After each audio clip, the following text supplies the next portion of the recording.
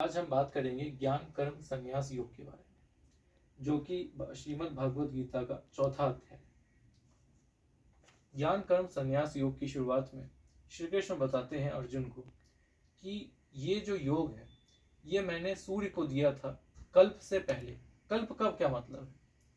कल्प का मतलब है सृष्टि की रचना। तो सृष्टि की रचना से पहले मैंने सूर्य को ये योग दिया था। तो इसमें अर्जुन बोलते हैं कि आपका जन्म तो अभी हुआ है, कल्प के बाद हुआ है और मानव रूप में हुआ है, तो आप कल्प से पहले सूर्य को कैसे आप योग दे सकते हैं, क्योंकि आप तो कल्प से पहले थे ही नहीं।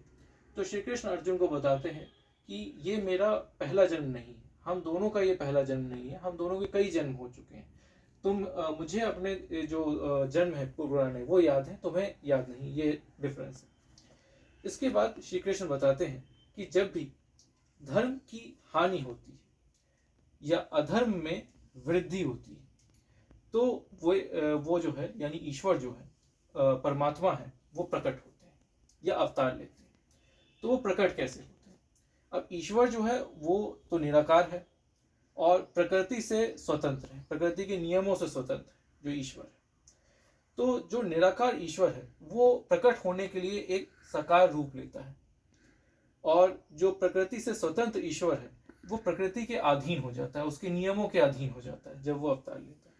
तो ये जिस प्रोसेस के थ्रू एक निराकार साकार होता है, प्रकृति से स्वतंत्र, प्रकृति के अधीन होता है, उसको बोलते हैं योग माया। तो योग माया के माध्यम से ईश्वर अवतार लेते हैं। अब इसका क्या कारण होता है, क्या पर्पज होता है, क्यों अवतार लेते हैं? तो साधुओं का उद्धार ये पहला पर्पज है, पापियों का नाश दूसरा पर्पज है, और धर्म की स्थापना ये तीसरा पर्पज है। ये तीन पर्पज उन्होंने बताए। इसके बाद बात करते हैं ज्ञान यज्ञ की।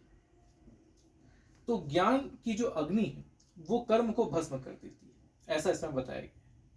ज्ञान से जन्म लेता है विवेक और अज्ञान से जन्म लेता है संशय।